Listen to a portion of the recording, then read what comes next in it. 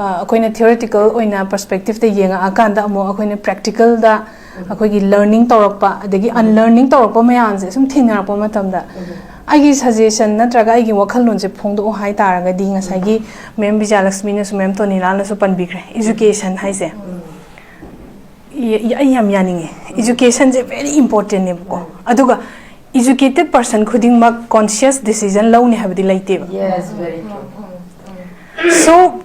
education plus taking conscious decision conscious oi besine ba medang sai have zada saroi su thoi you thoi it depends on the individual conscious decision making power to saying na oh lari hairaga lai shu yaudra hai se consciousness idane baloin lai se aduna ta singna ai madisima handaki chahi sida ngasai gi IDP gi women sing sigi makhoi gi resilience makhoi gi strength makhoina conflict sida haidi both communities ki ko ama khaktang da natabi da both communities na thinari ba awaba mayam se masigi nupi em oina community gi lines ta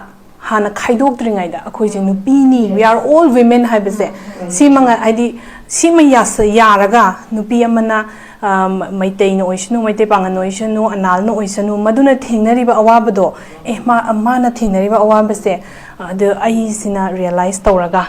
adui taragadi akoina kari jangsan minaraga akoi karmaina saukhat kadage karmaina akoi punna chatmina sige haba wakhanse ngasagi plural nature ne ba akoi gi manipur si plurality na ngamne ba tasing multicultural as well as plural nature society ne ba ngasai mem na habiri do within Chandel gi manung da fauda 11 subtribes ma'am leina adu mai taw dan haidi aduna takpadi yengo ba adu kimadik phazara ba khoi gi diversified oira ba unity in diversity have a pose masi masi gi kaino khoi salad ball approach kaina ga khoi tambaki ko salad ball approach to maina angang ba asang ba kai ka loina it's a beautiful thing aduna madu inculcate taw haningi akhoi gi isa isa gi wakhanda aduga मासे मैतै पांगनुपी नि मासे मैतै नि हाइदन अखोय मसेन खनाबगे महत्ता को discrimination तौरमदाय दा अदु खनाबगे महत्ता अखोय नुपी अमा अखोय जा हामबदि नुपी नि हे अदो माना थेंना बावाबस अखोयना थेंने अखोयना थेंना बावाबस थेंने अदि तारदे अखोय इक्वल टर्म द जमिनसी प्लुरैलिटी से नेटैलिटी इन हेना एरेंट अखोय की जर्मन केनोनी को मासे फिलोसोफर ने माने याम फजना हायरमे कइन हायरम के गंदा प्लुरैलिटी से नेटैलिटी दो उन्थोकदौने बा नेटैलिटी से करम कांदा लाकनी हाय कांदा अखोयगी मियोबगी मोर्टेलिटी से सीबा खतंग लोइना खनैदना हेना एरेन हायसिना मियोबसे सीबा हिंगबा खतंग नते मियोबसे ngasai conscious decision am lorokadise politically conscious decision am lorokadise natal beings ora kandane ba haidi natality se ora laira kandane ba achieve tawra kandane ba aduga madugi natality do laira akanda political reality m thola ani ba ko according to hena arendt adugi do koina wakhan se sida pusala akande dige doran ha kanda ai sina hayeng mama mo oire khalo hadi mama mo usu oire ko aina manembo am oire en khalo aina women leader am oire en khalo manipur pangan nupi gi boira maitai pangan gi boira voice am aina macham tong si pizari sina si sina facilitate tawbangam ga dawba lakadori ba generation sigi upcoming generation sigi facilitate to speak up tasena koi gi speak up tawbangam hanba aduga speak up to base last ke dono ngasai mem have action on thok base sida ne loina aduna not only speaking up but translating it into action aduna adugi wakhalon duda tasena we hope for the best and I wish everyone International Women's Happy International Women's Day. Okay, thank you. Loshalakpada ya dalak sake Ruqaiya khogi ai analgi nupisingi women status aduga nupasingi mentality ju khange hauji oma khogi Tonila na share tawre hauji si khogi 21st century sida women's day kari do oi pangthoi no kholi no habi batang khogi ta Bijalaxmi na thamgre ado khogi muslim gi ningol sing si gi restrictions ji ado kimadik leire set padagi chabadagi yam lei restrictions ji adagi hei tambagi thak ta su nupi sing si lairik tambada haidi akangna bakhara leidana ado hojikti akhoi na su akhoi gi imang sida Ruqaiya awon badi yam ure matam ma khoi na angang oiringai da muslim gi ningon sing na tawram bangangam ba singduga hojiki sida di awon badi lakte habdi yaro yam ure ba adoi batara su still sumaina akhoi gi Prithvi ki oina March Nipan si International Women's Day kana pangthoktana nupis empowered tawdana equal khogi rights justice e phangadabni haiba matam sida sigi matam 21st century sida khogi Muslim ningol singi status si comparing with the others women's community. What do you want to say? Sigi question je hanasu yamna adum each and every year aduga isama se Manipuri Muslim nupi moina dei pangan lama oina adum mayamna su yam toina hangba hai tare ko aduga ani shobadana mo lari haibati am laire tam su yam hai laire hojik am nit ka pass over ni adegi doctor oiba engineer oiba adegi kai hai tare oza oiba a great profession pai be laire ba aduga family da so ma masana decision making lo ngamba the 21st century sida hojo jima dum restrictions higher gadi ta singna Muslim nupi gidi restrictions thamise on the basis of parda ne ba haidi you are allowed to do anything until and unless you observe that parda haidi isagi modesty se si fazana maintain tawragadi it's an open playing field ne ko aduna you can choose any profession the sing Islam thing badi laite masi west ki representation media gi dominant perspective ki narrative ki matung inna Islam na thing bi haidana sum lai ki badagi maya jena so Islam na thing bi bane na dum khan bai ta adugi modesty ki pose this is a very controversial topic ta singna mu sangning jam among ki chahi du chang go matam da ingonda kai hai ta I have faced so many problems aduga ai sambak na su madu mada changaga aina justify ta go matam da su ta singna I will not be able to justify because I Islamic scholar isamak su natte ai khara khangja badu ai mamang di kano singda topic singda hadi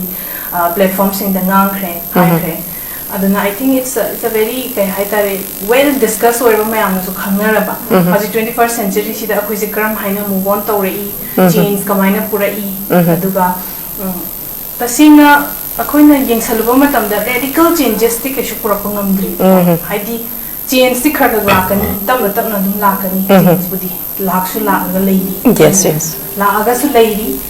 madudai da akoi gi ima event singdura thengnaram gadaba awabaga akoi music thengnaiba awabaga yam thing khenare okay ado ai gi isa singna mu ai gi mau singna mu thengna gadaba do ado amu yam thina less oirane ba because akoi gi generation sina muka hani gi leirami ba halaman akoi ima event sing gi generational trauma hai tare ko adu singdu loina break taw na bo na ra ani ba kai no da aina wa ki bogumna haidi ai gi inembokna natraga ai gi ahan singduna wahalaga mamo mada wahan bado adu maina ai imo du dadi ai wahan ninga roi ba kai no dai educated ore conscious ore lari haira abanina ai family mada karamaina ichaga mapaga relationship se kamai maintain tawni ai ge relationship ne kamai maintain tawni habse adu no jiti fast paying booming economy jo ore globalized world so ore adagi khoida online gi kaino so digital literacy so yam wang leire ko aduna pura hybrid participation am oirabanina hojikti I think it's a kai hai tare anyone can choose any profession they like but the thing is that Islam na thing bodi amta laite there is nothing wrong in Islam but there is everything wrong in Muslim societies ta singna society dugi makha pon baneba Islamic interpretation do maduda patriarchal oiba society duna Islam da interpret tawragati obviously adum patriarchal oiba kaino se entrancement se patriarchal gi differences se adum laigani ba aduna society dugi makha poleba ado khoi gi Manipuri society da di tasengna khoi maitai pangan se ichininaw ni na ko hainari ni maitai gi influence am lai khoi da maitai nu pi da sele ba ise akhoi da su dum chile akhoi tai ngam da ya de ha ba se akhoi da su dum yawe madu yaw bu na su oigani akhoi na sum tapna Manipur maitai pangan pi sing se hen na sakhat pa gi khongthang de yawe iba se nai check pa tha se da mai okay Ruqaiya aina amuk khangni sing asagi haidi mamangda wali da khoina tahawtra kasu Ruqaiya gi ima adigi aboki abok hoina matam du da len gi bapunsi dagi matam du gi nupa du gi mental status hauzik kharamakti nupasing mental status su ahong balamu kadra haina khalle sigi matang da di ke haini on ba habasi wasai aina su thamjagre akhoi hana on ga da bani haidana we have to change ourselves first ana masigi matang sida isa haidi pot amin chatni nagada ai tom dana tawbasi maga ani haidi sound scam when both hands claps together na ko khut ani khurga ma kon thoena sigi matang sida ani chatni nagadi chatning badu effort to kitang handara ka doine ba sigi matang da di ke haini islam khoi gi muslim ichil now biba ol besing sida kari kamai kari thamningi sigi matang sida de hojikti am change oreda sing ko haidi islam gi wahan tho adegi sunna tradition san su lai ni haidi khoi gi prophet muhammad se prophet muhammad is the last prophet ne na khoi gi khanari ne muslim singi do magi tradition sings mana nu pise kyam nu tawrami magi mana polygamy practice tawramaga su karama circumstances the polygamy practice tawrami adegi mana kari chatharami nupa sing hoji follow tawba yaba samna haya kana domestic chores tawba matamda nupa na nupi gi mateng pangsan ga dawni haidana sunagi traditions ka myam lei di ba ado hojikti insta gumba facebook gumba da su gumba reels gumba myam macha mata sema ga ko tasing literate oi ba haidi even social media is also one of the very liberating space influential of the space akoi isamang phawbada islam ni matang na khangning ba leiraga su wahan thokpa lana akoina tama iba angang oi kanda khangak paga akoi gi society du leiriba singduna hairam paga adegi ngasai gi social media daga su thingnari ba interpretations mayam adegi reels daga su yawri ba sunna traditions se sini adegi akoina khara pazabadu su khangjaba adegi akhang hai sing sida su molobi akoi gi molana sing sida su hangbo matam da ko moina su yam phazana mayek sing haibira pa hai tare je nang na tari du madi lali adegi akoina su hangba tandaba hai tare yes aduna sigi matungina hojikti ta sing breakdown jam lai krema hanagi dominant oiba narrative to adudegi sum chaithara aga hojik kaino hai kan understanding ne ba laina re is paga nupi gi familiar relationship sida islam na karamaina permit tawrami aduga ngasagi akoi gi prophet muhammad sidi akoi gi kai hai tar prototype ne na khandoi ne ma se ideal human being amane na khandoi ne aduna koina muslim amana nupa osino nupi osino mana sakadaba tradition se hojiki nupa nabi muhammad sallallahu alaihi wasallam hai akoi peace be upon him hai ne buko se ma sigi phasaraba chatnabi sing se akoi na sat taraga di nupa nupi se nushina na dum leini na gani ba amaga respect tawna leini na gani ba adai du da religion si da culture se si yausala pasida ne ba bera kari se culture du na patriarchal culture oiramagadi religion du gi wahan thuk to phazana hanbanga moiba adudani ba society da wrong mai thoi se islam bo igera hinduism bo igera judaism bo igera christianity bo igera so religion na si ba da nupi ha lu na ga nupi do nam thuraga hatu ko lo em am ta haira moiba si pungna mang se interpretation da ne ni aduna masigi kaino se dominant hujikti tasing madugi phazaba wakhallon adegi wahan thok mayam su sum tholakpadegi mi sing se yam liberated oire tasing na akoi gi society da su ko pa sing se maloina ado ai ke husband wo phawu da ko as mama gi chahi da ai je cyber trolling yam to bi ki ma hai tai religion gi matang da ga haiba matam da nang kana oidana no kari oidana no religion gi matang da ngam ngami do adegi akoi gi da kanongi muslim sing gi wakhallon da hai tai ko general understanding of that you have to be good muslim in order to speak about islam and am lai khreba nang namaz ke am chole nang ka am phab mi oirabano nang heta islam da allah heta palisena adu usugum bagi pot me am jai thingnei bu appa ga yawe ai nu pa se ai thoro ai private ai public space ga ai thoro ai thokning dre ai thingna ma je am ngam dre ke do boi thoi doino ke do boi thoi doino mina ta du haire na ma khan handara ga lai du si kai marang gino nang thingna ba ta bani you have to be the voice of other people who are not able to come out. Right. Thokpa ngamdaba platform pibidaba singdo adugidamta nang voice ama oidaba yade haidana aduna ai nupagumba mayam amasu yauri habase thazabani adu usu ure aduna I think we are going forward. Yes. Okay. Yeah, one of the lucky ones. I think awon bakara di la ya basimadi akogi ko anal ningol dagisu akogi muslim ningol dagisu maite akogi akoi ningol dagisu awon bakara lakta badinati awon balak pagi achawa example se akoi nimidang da si da phami se achawa example si awon ba mane ba natragadi matam dugi da di yaba nate ba si awon ba makani awon ba habasidi akoi na thing ba som ngamoy matam chang ba chang da di tongan ba ni natra ayam noy ai ita bijay lakshmi da lake ya sir ke ngasai gi extension oina midam na haibi ribo point khara sida ina khara add tawsaning ba hai tare akoi gi ngasai gi maina paibi gi matang se akoi ni historically yengba matam da colonial gi period to oisanu adagi hoji hoji lei riba patriarchal di patriarchal se ta sing leitre habadi yar khadi leiri boko entrance tawraga ne leiba sahi kaya ama generations kaya ama leyak pani heta phukto lokthok pu radical oina heta revolutionary oina lokthok pu heta ngamoi ba aduna adugi entrancement oiriba potse akoina karigumba address tawge hai taragadi hoigi ngasagi maina paibi singse international platform da su ta sing example amoina bu launari ni akoigi maitai nupi singse maro oina maitai nupi gi thauna adegi makoigi economic anonymity hai tare yam phazana ima kaithel ga je laidana masidai sida maitai pangal nupi singsu adegi tribal ichini now singsu loina mak makoigi economic empowerment hai tare sita sing yengoraga di manipur gi case se sigumba sida puthora akanda ta sing example amo oina international platform sing the long neighbor adu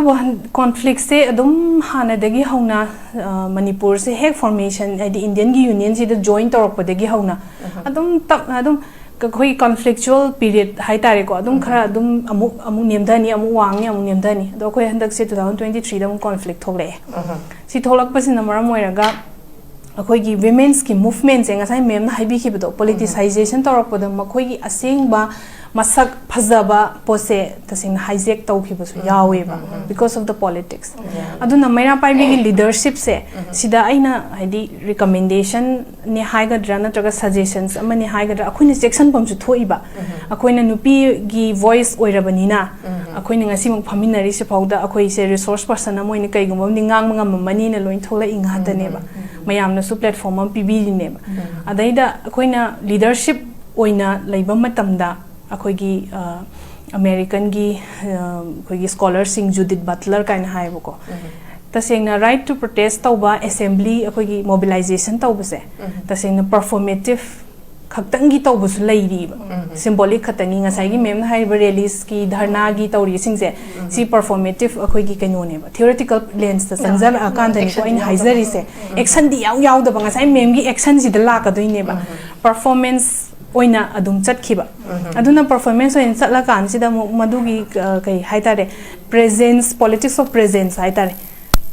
present oibado adumak si phawbada you are present there physically present oirini na khalli neba adu protest to yawrini na khalli neba but tasingna substantive oini yenga akandadi ai yawrub du khaktang na loigadraba loiroiba ai yawrubado adu khaktang natteba that is the first step mamam leiriba khoigi gender gi oiba stereotypes mayamama gender norms mayamama laws mayamama thingnarakadoi leader women leader amana thingnarakadu problem mayamse aduna first of all akoina yengdoriba khoigi Martha Nussbaum na go mana feminist kenone ma se scholar neba mana khoigi narrative imagination na concept am phazaba concept aina ngasi sida pusalani nge ise kaigino ai kanda ngasai gi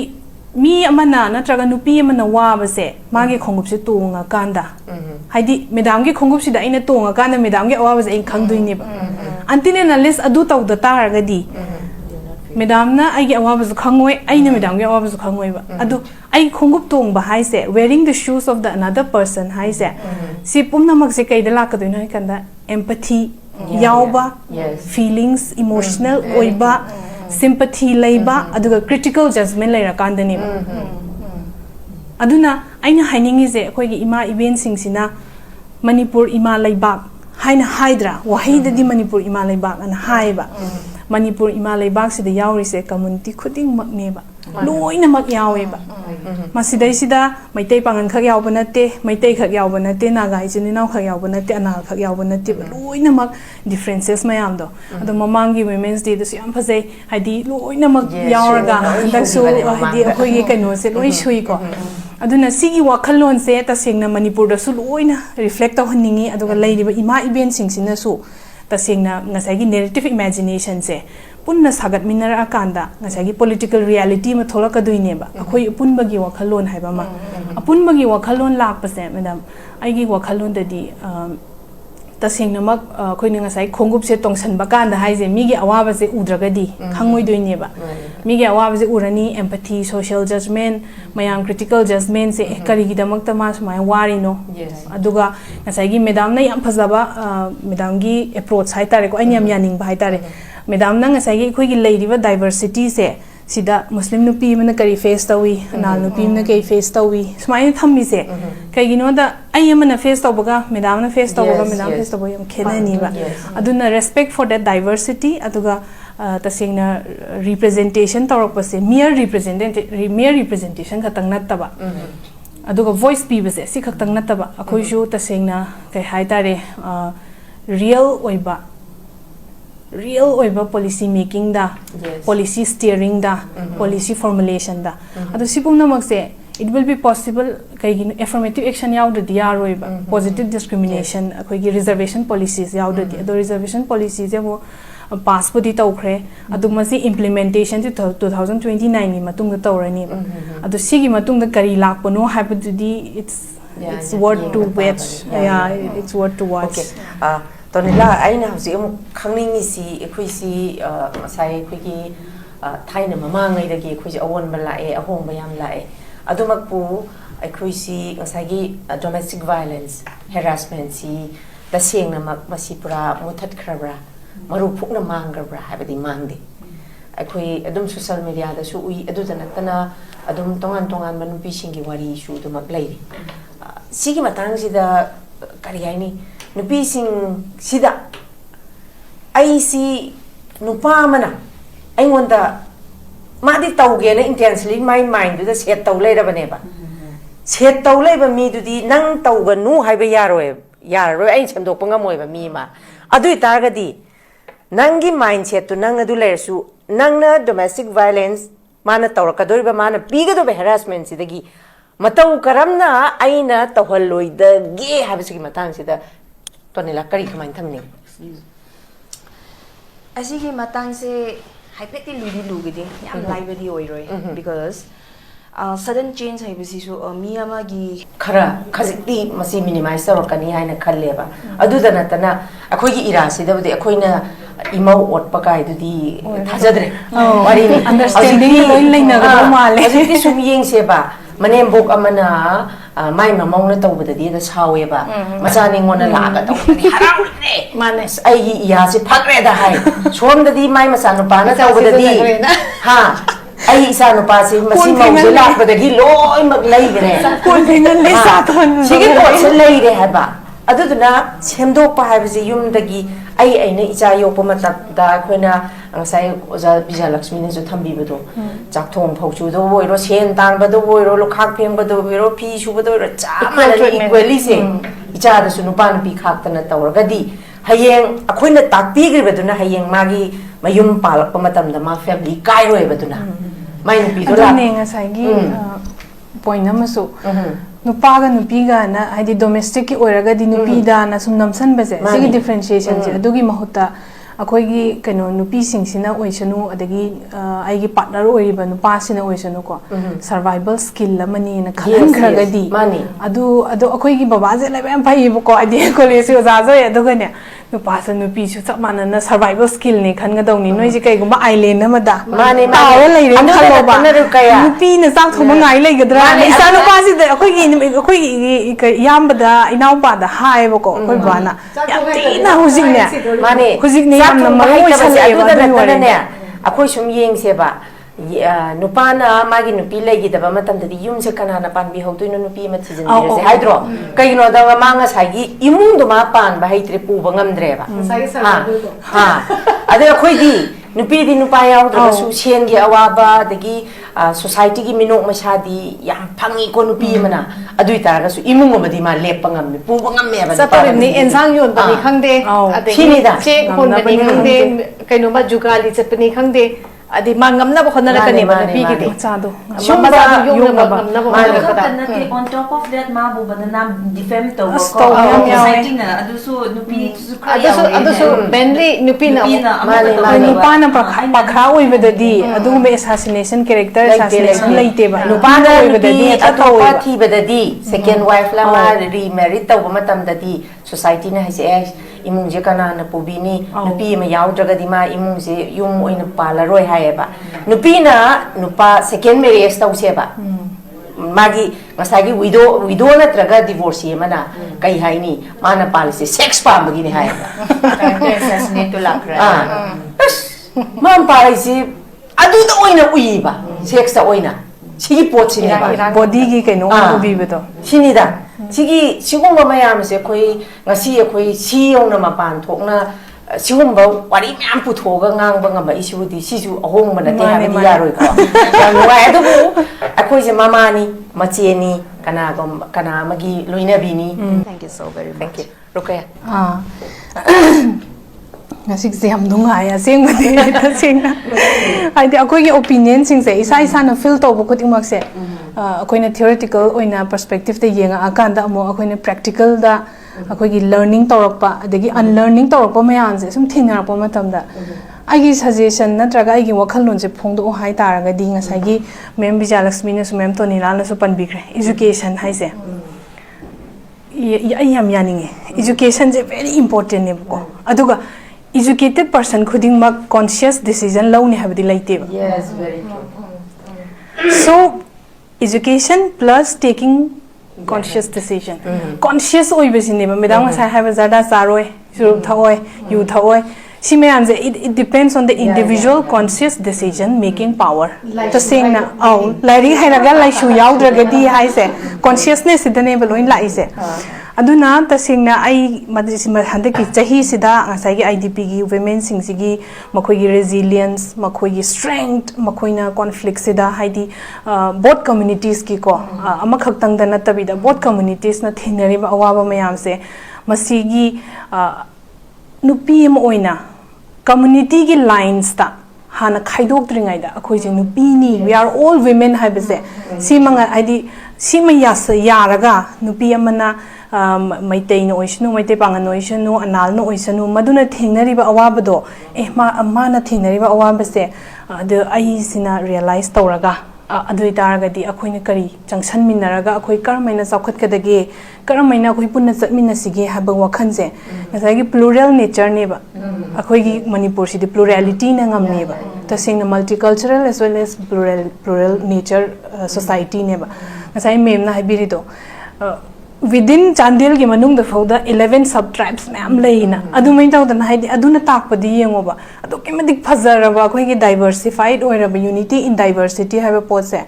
masi masi gi kaino khoi salad ball approach kaina ga khoi tamaki ko salad ball approach to maina angang ba asang ba kai ka loina it's a beautiful thing aduna madu inculcate to haningi akhoi ki isa isa gi wakhanda aduga मासे मैतै पांग अनुपीनी मासे मैतै नि हाइदन अखोय मसेन खनबगे महत्ता को discrimination तौरम दाइदा अदु खनबगे महत्ता अखोय नुपी अमा अखोय जा हामददि नुपीनी हे अदो माना थेंना बावाबस अखोयना थेंना बावाबस थेंने अदि तारदे अखोय इक्वल टर्म द जमिनसी प्लुरैलिटी से नेटैलिटी इन हेना एरेंट अखोय की जर्मन के नोनी को मासे फिलोसोफर ने माने याम फजना हायरमे कइन हायरम के गंदा प्लुरैलिटी से नेटैलिटी दो उन्थोकदौने बा नेटैलिटी से करम कांदा लाकनी हाय कांदा अखोयगी मियोबगी मोर्टेलिटी से सीबा खतंग लोइना खनैदना हेना एरेन हायसिना मियोब से सीबा हिंगबा खतंग नते मियोब से ngasai conscious decision am lorokadise politically conscious decision am lorokadise natal beings ora kandane ba haidi natality se ora laira kandane ba achieve tawra kandane ba